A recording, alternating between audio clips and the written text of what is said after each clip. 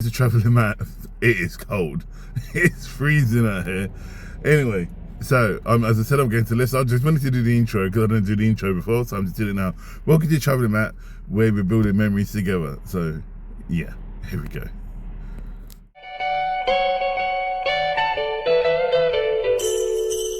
So, guys, we're going to go into the information centre and also going to talk about how Richard was found and how, and so I'm going to see the site. It's about 10 quid to get in, but it's going to get a bit dark. Jeez, this is his chair. This is really interactive. Sugared words indeed. I'm going to keep quiet. Also keep defined. Listen. I love a woman I have not seen since childhood. Boy was sweet and hung upon my every word. Yet grown to manhood, this is the Richard who fought at the battles that claimed my father, uncle, and my husband. Now fervently seeks my hand in marriage. Ridiculous fate. Yet such is expected of me. Family alliances are nothing but stepping stones to power.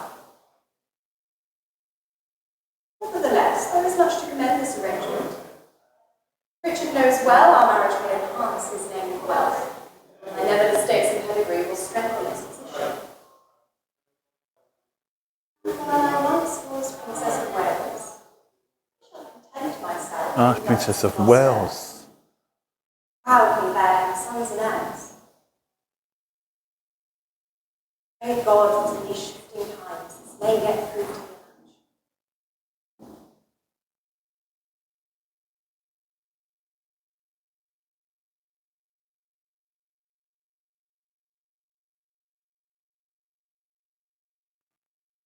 match. Edward. Noble Richard, marriage to Lady Anne has come to be his making. With her estates in the favour of his king, his rise to power blazes like a... So this is the history of the Lancasters of York.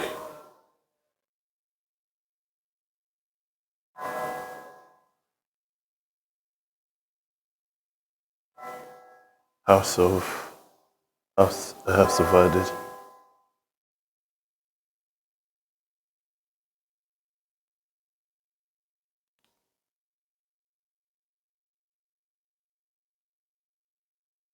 This is Edward III, murdered. This is Edward V, murdered.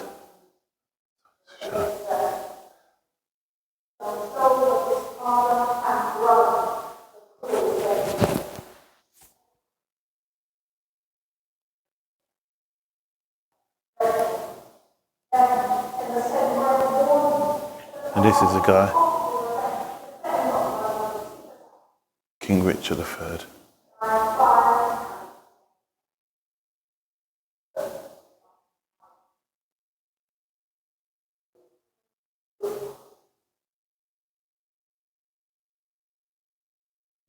Just pan pretty slowly so you can see.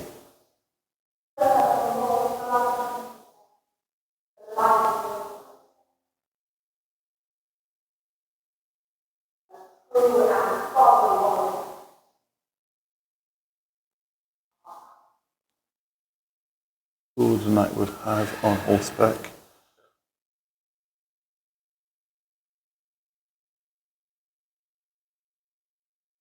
This place is really amazing, guys. Really, so much to take in. If you can come during the week because it's really empty. All the kids are at school.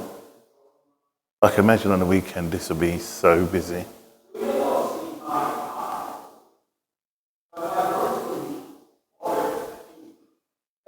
Little house of cards.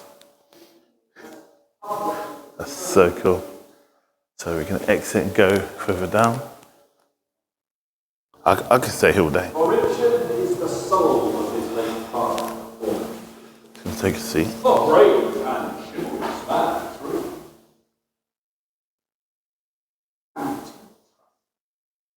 And like him, young Richard is convinced that his royal blood earns him the right to men's respect. That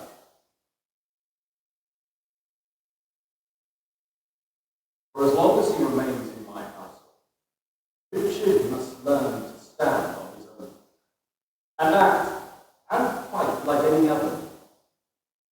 But more than that, he should come to recognize, as I have, the skills one must apply in the taking and the flexibility to woo allies, and the hard will to act. I can instill such wisdom, then Richard's prospects are bright. Right, guys. Designation up for. Let's go for armor. God help his enemies. The Earl of Warwick has schooled him well in the arts of war. Test of battle will sorely test his virgin skills, but valor he has plenty. Thus, God has marked him out from other men.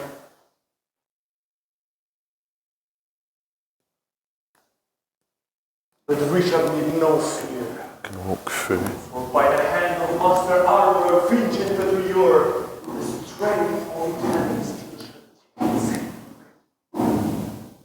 who stands before my lord shall see nothing.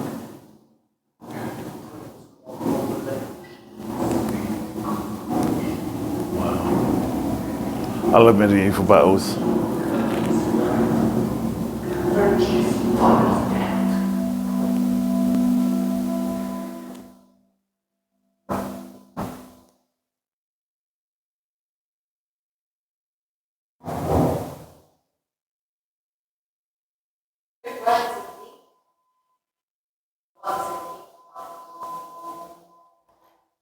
Stained glass window.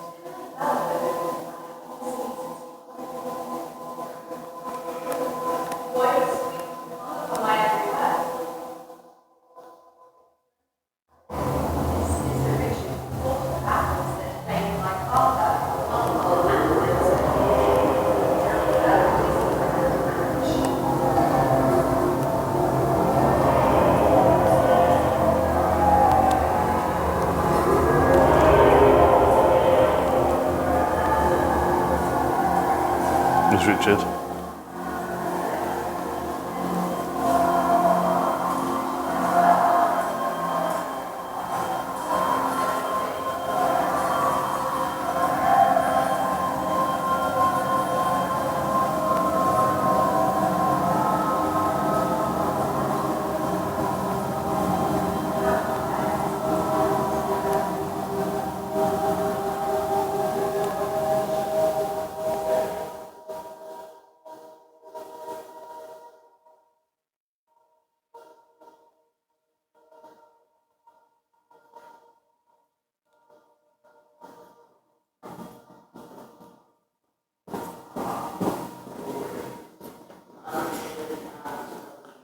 So here were the Bosworth, one of the Bosworth of the most important battles in English history, and often said to mark the end of the Middle Ages. All the shields that took part.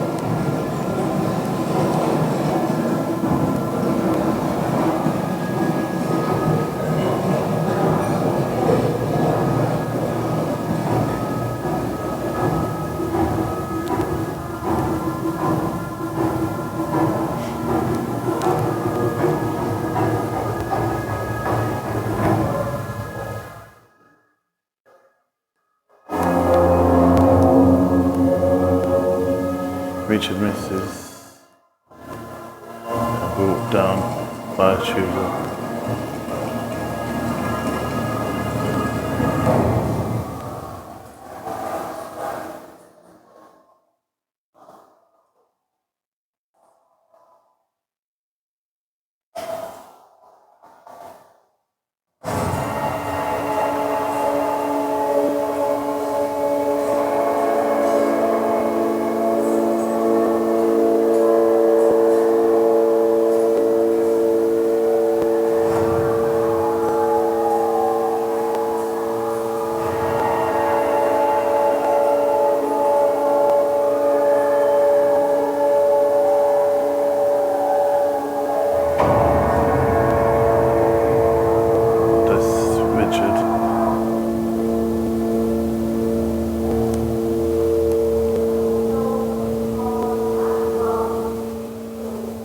looks like he was killed with a spike.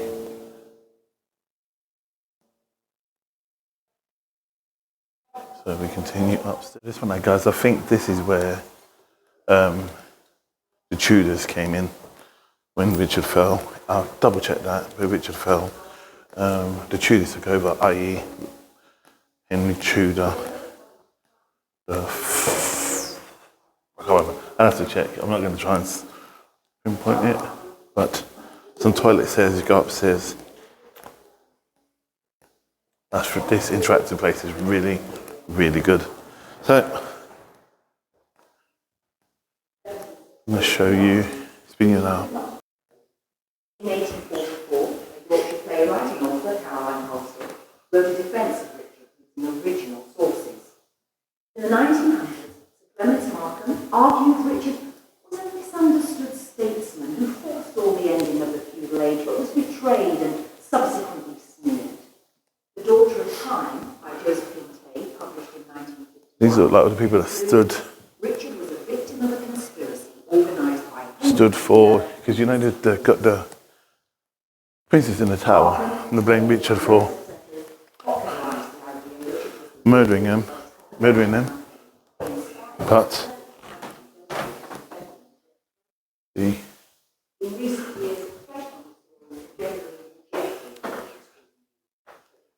what they're saying basically that he was subject to propaganda, and because he took the throne, and the kids were missing, they tried to pin on him, and a lot had to do with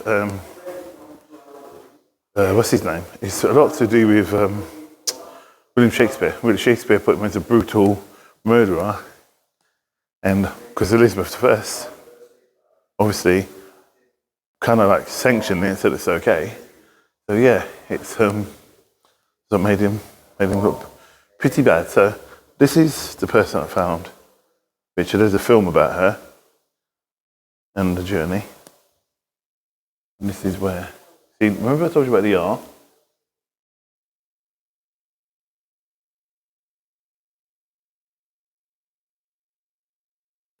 And it was Philippa Langley. John Ashiel.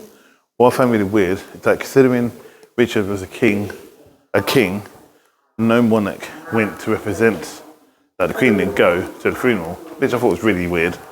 Maybe she knew more than we did. This is the research into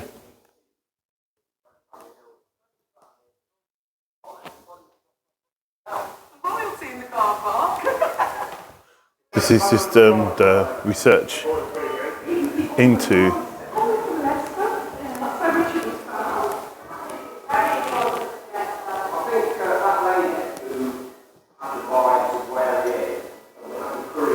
so you can get this something. I didn't mean to do that bit. Yeah. I want to get to the site.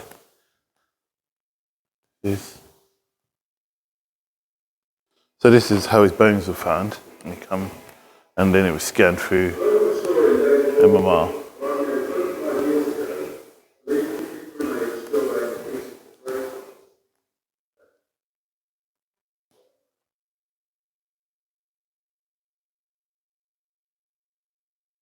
Go. This small hole was caused by a sharp weapon, possibly a dagger, thrust into Richard's cheek. A number of wounds were found on the face. However, Richard's skull was still intact. It would have remained recognisable for public displays and proved the last Plantagenet king instead. Here you can see a cut on the right side of Richard's cheek. This was caused by a bladed weapon, likely to be a knife or a dagger. Sharp-bladed weapon is cut across the surface of Richard's scalp, shaving off the top layer of bone. As you can see, it has left a small crater at the left rear of the skull. Close examination of the wound reveals striations or marks left on the skull by the blade. Richard would have worn full body armour into battle, so his helmet must have come off at some point for this wound to heal. A keyhole injury was found on the crown of Richard's skull. This was inflicted by a sharp, thin weapon, possibly a dagger, was struck at a slight angle, splitting the skull. This wound would have caused some internal injury and bleeding. However, the micro-CT still flaps of bone on the inner side of the skull, meaning the weapon didn't penetrate to a skin.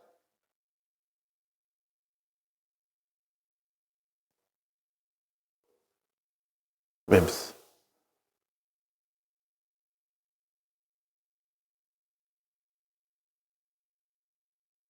This is Richard's 10th right rib, which had a cut around 7 centimetres from the rib head. A fine-bladed weapon was used to inflict this wound, which we think was a punishment blow after death, as his torso would have been protected by armour during battle.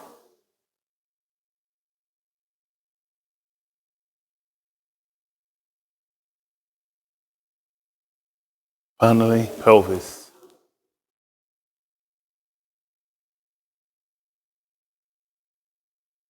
This wound, Richard's pelvis was caused by a fine-bladed weapon, such as a dagger, thrust from behind into the right buttock. At this point, Richard had lost the battle and was either dying or already dead. This injury would have been difficult to inflict during the fight and was probably a humiliation blow given after his armour had been removed.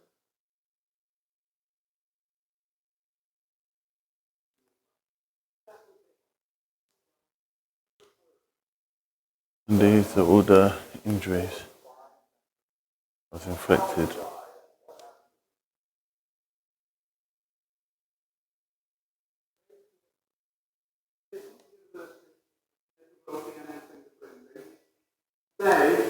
This is what Beyond reasonable doubt, the religious the is individual Richard exhumed a grave rise in September 2012 would look is like. indeed Richard III, the last Plantagenet King of England. We're confirming these are the kings. is gevonden door archeologen in een Leicester parkeerplaats. Toekomstig betekent aanbekleddigerseits de naam van de familie. They're just saying on here that was confirming that was the body they found here was actually truly Richard III. King Richard's So- remains found sanctuaries situated within the parish of St Martin, Leicester. And so that same parish church, which has become Leicester Cathedral, following the request today, will now begin to make significant preparation to provide King Richard with lasting and dignified sanctuary. An historic day in the So let's go down to the gravesite now.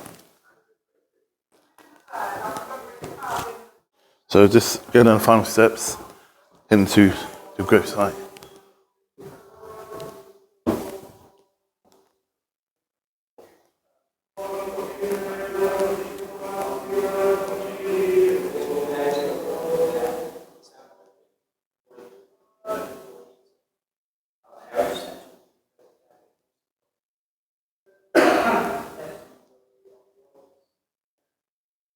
That's what the tomb would look like.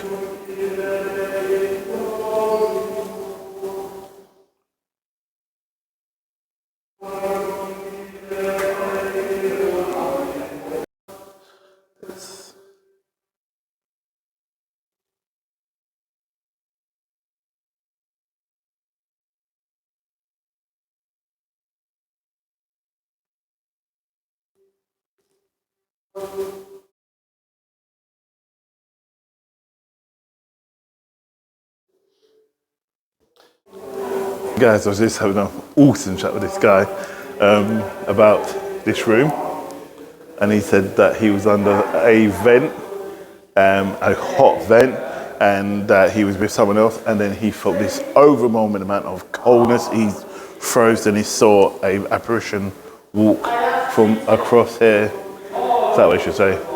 Yeah, and just disappear, and he was just like stunned. So this place is haunted. Of course, it's haunted.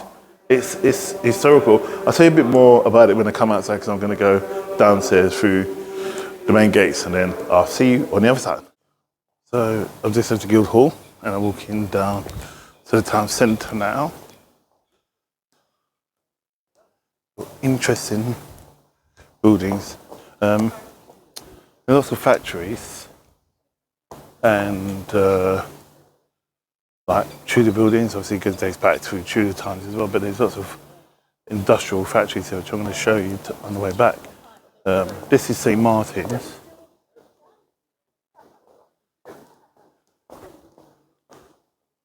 This is like a side road. And as we walk down, without me getting run over by a cyclist, you'll be able to see the different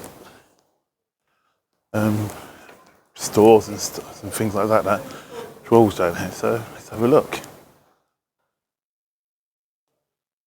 This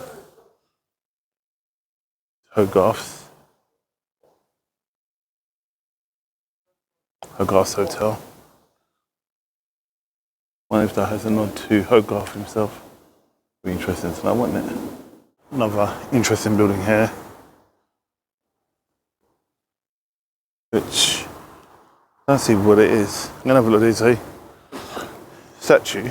I might give an indication. It's what it is.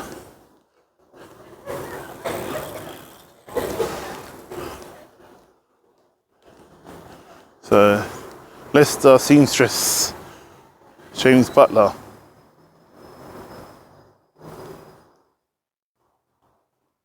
I don't know if this has any. This is the city rooms. It looks like very official.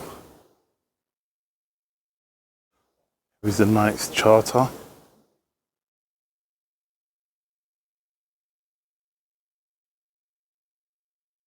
Near South Marketplace.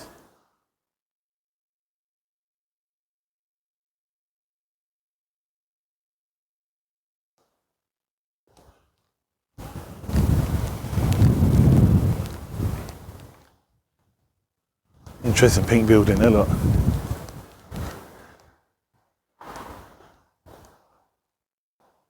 Totally reminds me of Labour Grove. Here's Market Square.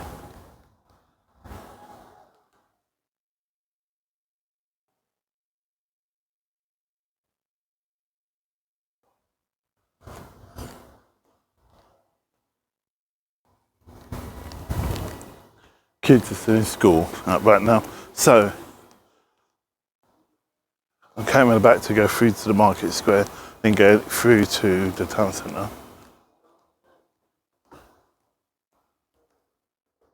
So this is a market, this is called Leicester Market. And where you get your fruits, your bags, your clothing. Pretty much remind me of the days when I used to be in London. And this is a Wetherspoons called the Corn Exchange. Like all Wetherspoons, they take over big buildings or historical buildings and keep it as is, but make it into a pub and affordable food.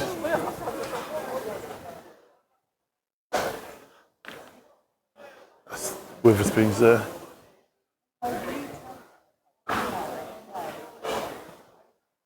This is the Duke of Rutland, John Henry.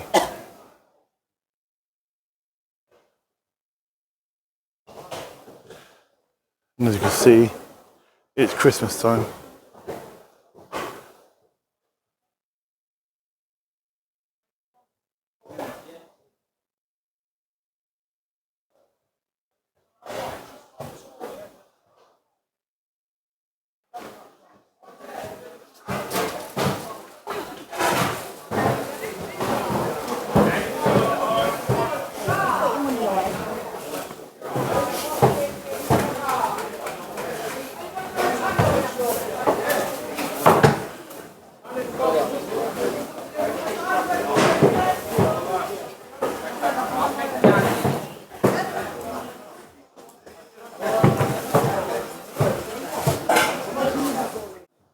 So I'm onto Marketplace. I'm looking through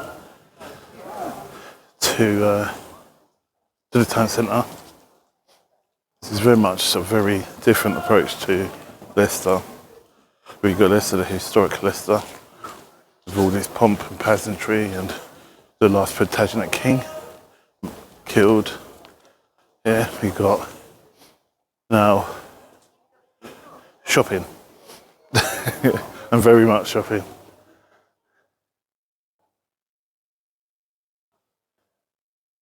Fooderies. One thing I noticed when I was here last, that unlike London, all these shops seem to have a lot of, and not they weren't empty, they were still full, they were still accompanied, so basically people using them. In London you saw a lot of empty shops.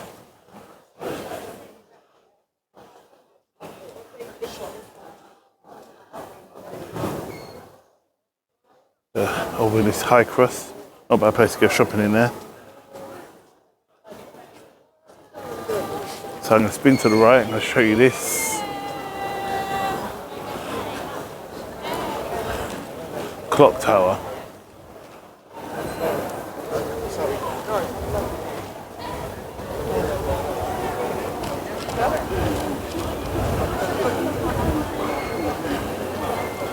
I love them bikes.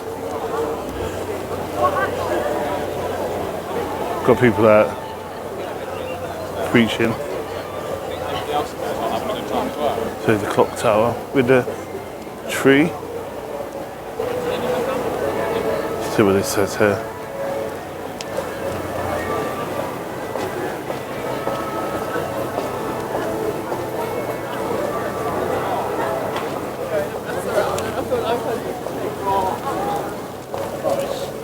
This one.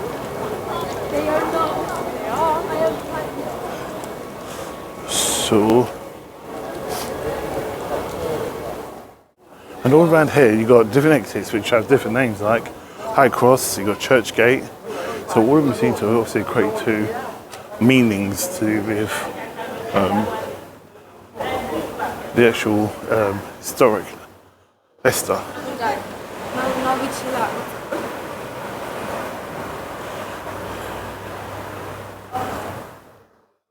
So guys, I'm going to end it on that. I've done my historical visit to Leicester. I'm going to do my kind of like city one, probably if we get time this week, if not make another trip down. But it's been really exciting. And I have to say, I learned a lot about Leicester, talking to someone for over two and a half hours, or 2 hours to say. So yes, thank you for accompanying me and building memories with me today, and I'll see you on my next walk with Travelling Matt. Stay blessed, stay safe, and much love. Take care, bye.